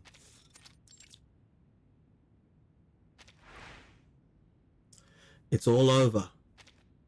The game ends. It's hard to say whose luck prevailed, but it's easy to tell who won. Mila is safe. The police have taken away the man, and Centurion takes back her lucky coin. The police don't take long to finish their questioning. There is no lack of witnesses, but as Centurion heads for the door, she's handed a letter that Amador had left at the station. An invitation to visit before she leaves town. Westside Outskirts. The outskirts fade into... What the hell is that? Oh, days. Bloody moth. I can't stand these things. The outskirts fade into deserts. Wait, hold on. Let me make sure. Invitation to visit before she leaves town. Westside Outskirts. The outskirts fade into desert badlands, interrupted only by that narrow babbling creek. No steam rises over the mint in the distance. Centurion takes her time, letting her hands rest in her pockets, relaxed until she reaches the cabin door. Mila, Amador, huh? This time, the door with its worn white paint is not closed shut. It's swaying slightly with the breeze. I hope the parents are back, because I'm starting to get concerned as to who's looking after these kids. I really am starting to get concerned for who's looking after these kids. She peeks inside cautiously, seeing no one. She clears her throat. Oh, just a moment. Small, quick footsteps reveal the girl's approach. You actually came. I knew you would. Oh, so that's why you didn't answer right away. The living room is in complete disorder. Clothes, books, suitcases, and beat up furniture fill the space. It looks nothing like our first visit. Before Mila and Centurion arrived, Amador had been rushing to pack things. Sorry about the mess. Let me clear some of this. Amador realizes he's making for a poor host. He moves a pile of clothes off the sofa so Centurion can sit. Oh, jokes. Mila pulls her down and makes a pot of mint tea. It's the same tea with the same sweet flavor, but now the steam doesn't linger in the room. It rises and fades as if set free into the air. Centurion sips her tea, then looks around and asks a question. Are you? Uh-huh. It's exactly what it looks like. We're packing. We've decided to move. Mila nods in agreement. After everything is probably for the best. Wait, hold on a minute. Okay. Maybe I missed a piece of context. How old exactly is Amador?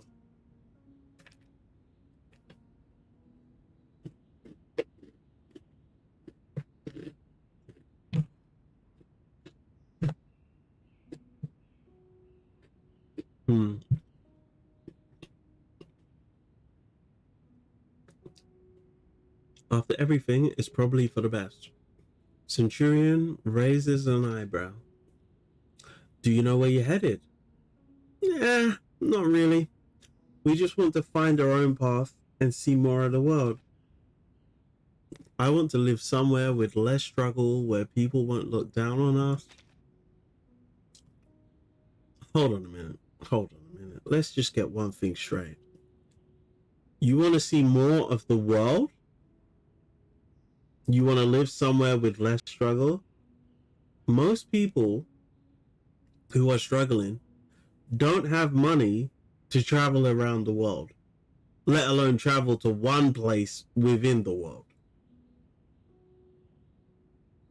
Like, this is crazy. This is crazy. To what are you talking about? You got enough money to travel.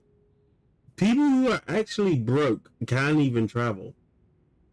They don't know what a holiday is. All they know is the neighborhood they grew up in. That's it. They don't know nothing else. You are way more fortunate than other people. You don't know the real struggle.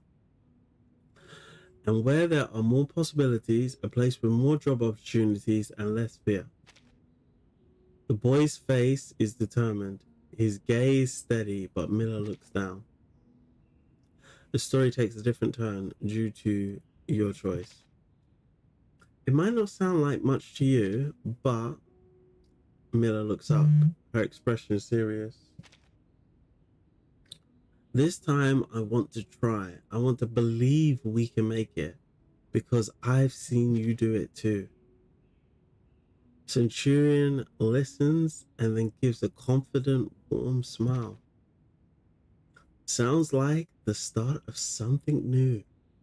An adventure. Don't worry too much. You two will be fine. I wouldn't expect anything less of my dearest fans. If you want, you can take some luck from this old coin. Want to try it? She takes out the familiar gold coin with the Roman aesthetics. Mila takes it gingerly and holds the coin to her chest. She closes her eyes, squeezing her palms tight as if to wring some luck from it, then hands it back. I believe its luck will stick with me, just like it does with you. Centurion nods and finishes her mint tea. She opens her arms and hugs Mila, then nods to Amador. I'll let you get back to packing. It's been a while. I hope Jax hasn't forgotten about me. Senorita, Centurion, can I ask you something? Mila looks down, twisted her hands shyly. Then she gathers her courage and asks a question. Why do you never seem to age? Maybe she is a witch. Uncle Mario said you looked the same when he was a boy. Now he's grown up, but you're still the same. Centurion crouches and pats Mila's shoulder. I once met an old man. We traded my gold coin for his greatest treasure, a potion. Oh, so she did trade the coin then. I was wrong. But then she got a different gold coin back then, I guess, in the future. The ever-confident star winks. His gift was eternal youth, forever stuck at 19. Not a bad deal, since the coin only listens to me anyway.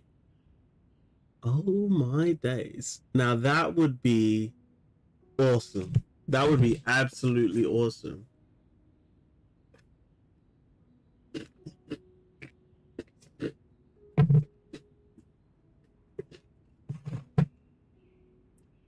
So technically, Centurion looks 19, which I wouldn't say she looks 19 from her splash art, but she looks 19, but how old is she truly? It's the whole truth, but after hearing it, Mila slumps like a deflated balloon. I'm not a little kid anymore. You can't just make stories like that up, Centurion.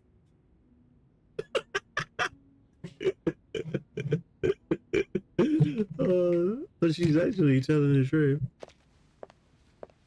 Centurion laughs, then stands up to ruffle Mila's hair before turning to leave. Sonoran desert. A Centurion steps out of their house and walks alone far beyond the city's edge. She passes beyond the Westside, through the ring of cacti into the Sonoran desert, just as she did before. From day to night, something inside her pulls her there. She stops and looks out at the dark horizon and the stars above. What is luck? A coin, that halo around the mural, or something unseen and intangible? Will she ever find out? No one can answer her. Maybe no one needs to. Centurion holds the coin she has carried since birth. She feels something vast inside her, as wide as the desert around her. She stands still in the middle of the sand, feeling the enormous world turn beneath her feet. If life is a gamble, she has always bet everything she has, never once hesitating. Well, I'm going to be honest with you, each and every one of us bets everything we have, every single second of every single day. Because at any moment you could lose your life. And that's just the truth.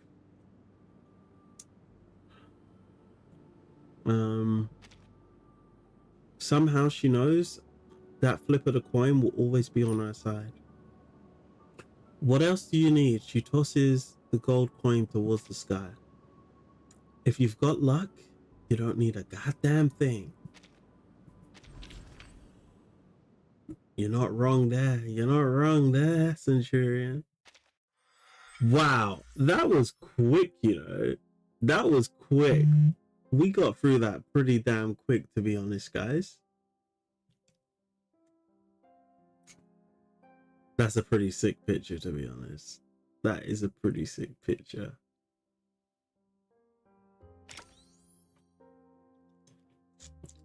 All right. And then we're gonna have to go back. Let me just go through Wilderness quickly, so that we can get the second ending. I think we're gonna get a couple more different responses when we choose different answers, but we'll just double check that.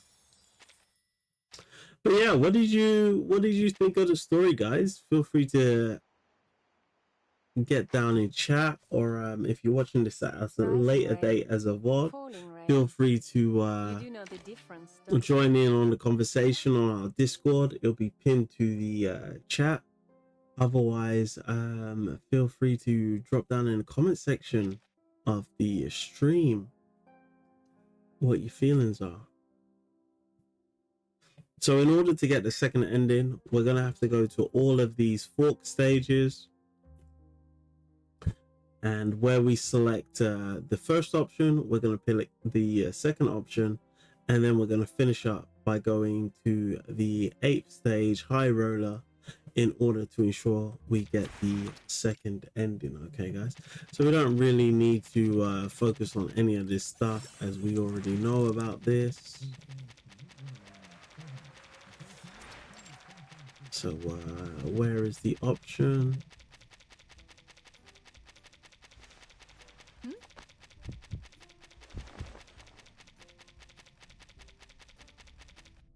All right.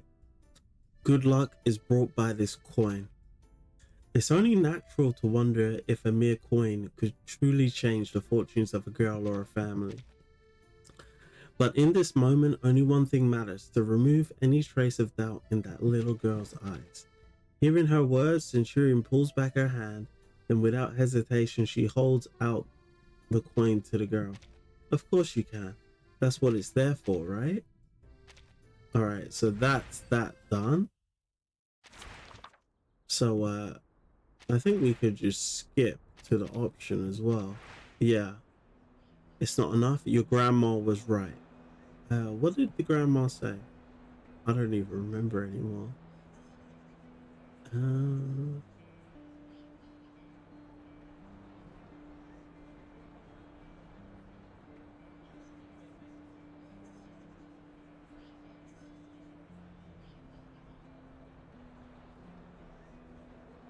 All right. Only the mother. Mother. She listens without her. That's what my grandma always says. Without her, life is hard. Okay. Yeah, without your mother, life is hard. That's what your grandma says. Yeah, no, that's fair. That's fair. Your grandma is right.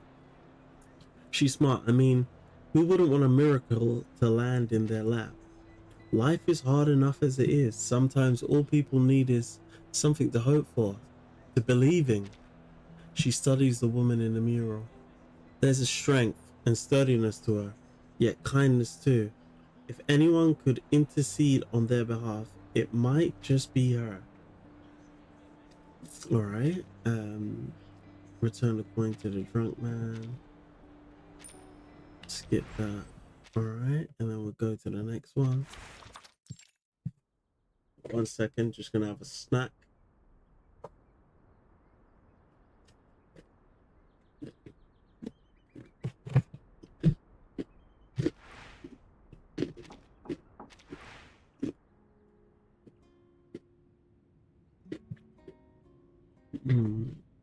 Changing your luck isn't a bad thing.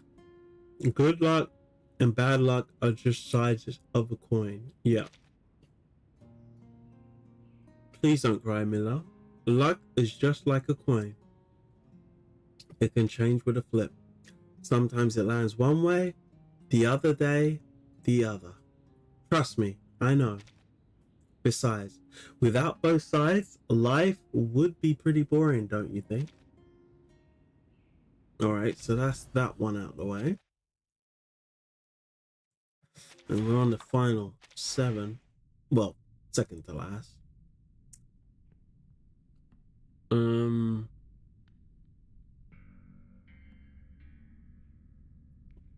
Trusting fate, look at the gold coin. Her eyes linger on the coin hanging from his neck. It shines bright and glaring. A tangible symbol of all the luck she ever had. But she knows that even without that coin, a moment is coming. Everything comes down to this, a gamble she can't resist. Let's play your game, then. I'm feeling lucky.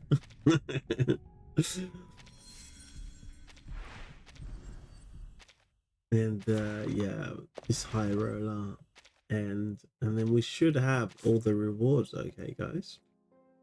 Yeah, there we go. Ending 1 and 2. All right.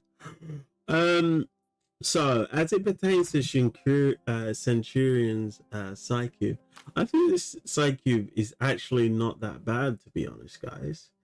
But you have to spend a lot of greed in order to get it there. But you know, an additional 10% damage bonus when the carrier attacks with a rank 1, 2, or 3 incantation. Ultimate might plus these numbers. Like if you attack with a rank 3 incantation, you'll get 36% ultimate might. But I don't know if that's just for the turn or if that's for the whole battle after you do that once. Because that's pretty damn insane. 36% ultimate might. That's actually pretty good. Actually, let's see what mold this Psychube gives again. I can't even remember. After launching a reposit, the carrier gains ultimate might plus 8. So it's 24% ultimate might. Nowhere near what Centurions is given. For each one Moxie, although it is given an additional 30 up to 30 stacks crit damage at 0.08, which would be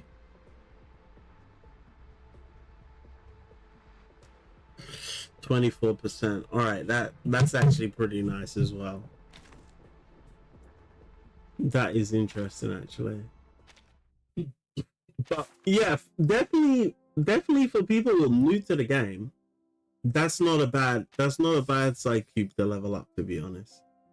I'd probably stay away from leveling it up with greed, but yeah. I guess 18% isn't really that nice at level 1. If you have it, you have it, but if you don't, you don't. But it's all right, Psychube. Definitely for people who are new to the game. Definitely, guys. So once again, my opinion on this particular storyline for Centurion, it was a nice, heartwarming story. It wasn't anything too serious. Obviously, questions have to be asked of Centurion as to how exactly um, her coin was stolen right in front of her as she watched people touching it. Like, how exactly did that one happen? But I guess a story is a story, and we just got to believe that happened without her having any awareness of it happening, which is a kind of weird. But yeah, it just seems like a pretty usual, you know, side story for a character. I would have liked a lot more characterization of Centurion, to be honest. Finding out a little bit more about her, etc., etc. Obviously, we did figure out through osmosis that she is a very kind and caring person, and she does seem to like the younger generation. What else could I say about this particular story? She does seem to be very trusting, to be honest. J'ai retrouvé la trace de tes larmes parfumées dans le pigment What alchimique. else? Alors, toi aussi, tu t'es joint aux recherches sur le rituel de Yeah, résurrection. that's. Mon sujet She de seems to enjoy her work Simon. as well. She seems to enjoy her work, Sainte qui pleure pour les and enfants.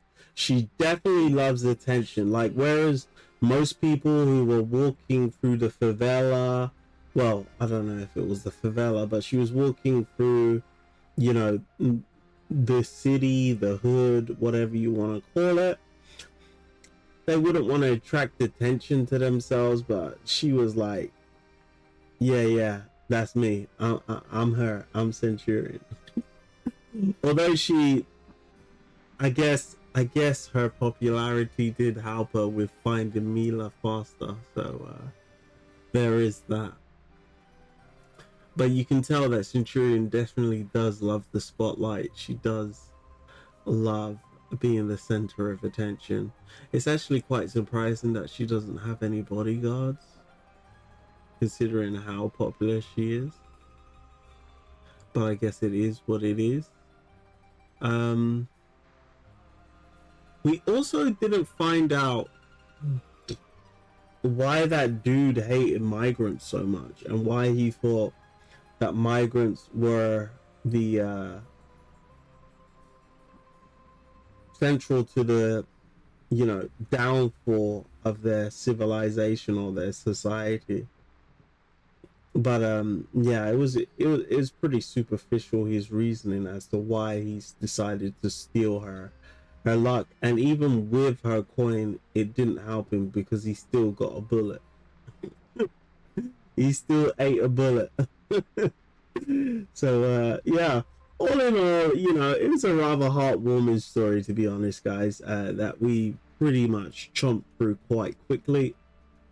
It was definitely shorter than I thought it would be, and it wasn't too thought-provoking. It was a popcorn story, to be honest. It was definitely a popcorn story, but I enjoyed it either way. I hope you all enjoyed it too. And yeah, we'll probably be throwing up. I'll probably do a stream schedule tomorrow, as I've got a bit of work to do, as I need to get the Ramona infographic done. I'll probably do that sometime tonight, if not sometime early tomorrow morning, so I can get that out for you guys for the start of the week, as Ramona will be coming next week Thursday. All right, guys, and then we will be having some new content with Ramona's mini game, and then there also will be UTTU dropping as well, and I'll be dropping a guide for that as well to help you out, guys. One thing I'd like to make mention is the fact that with this particular UTTU, it is going to be very important to have multiple teams that have afflatus advantages for the enemy, as they do have this new afflatus bar, and based on whether the afflatus bar has been broken or not, that will determine just how much additional damage you can do to the enemy. So it will be worthwhile for those of you who do have multiple teams to have those ready, okay? And we will be using multiple different strategies when it comes to this UTTU, as there's not exactly one size fits all, all right? But it will make a lot more sense to you on Thursday when my guide is released and UTTU is here, all right, guys? I might throw up a stream on Tuesday for the limbo, but I'm thinking it's probably not worth it, seeing as it'd be like a half an hour stream, as limbo is literally just gonna get battered so quickly. So I'll probably just save limbo Thursday stream, and we'll probably just do 2 streams next week, all right? So we'll probably do a Thursday stream and we'll do a Saturday stream, all right, guys? So today's going to be a quick stream. I'm going to wrap it up here, guys, unless there's any questions. Feel free to catch me on Discord if you want, if you're watching this at a later date. But hopefully you all enjoy the rest of your weekends, and I'll definitely catch you sometime next week. I'll get that infographic out for Ramona over the next 2 days, okay, guys? Thanks for tuning in. Remember to like, comment, and subscribe, as all your support is greatly appreciated. I'll catch you on the next one, guys. Lord of Chaos out.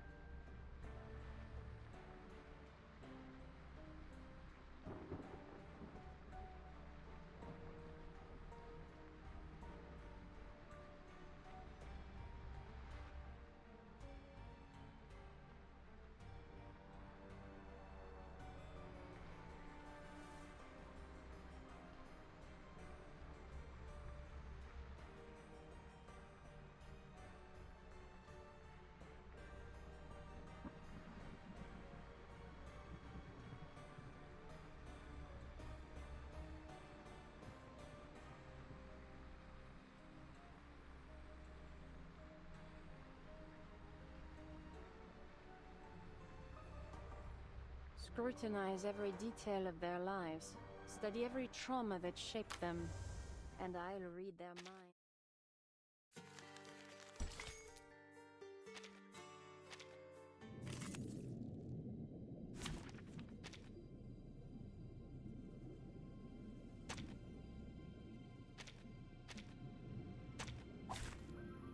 I thought it was an academic debate. Addio, straniero. You see it coming.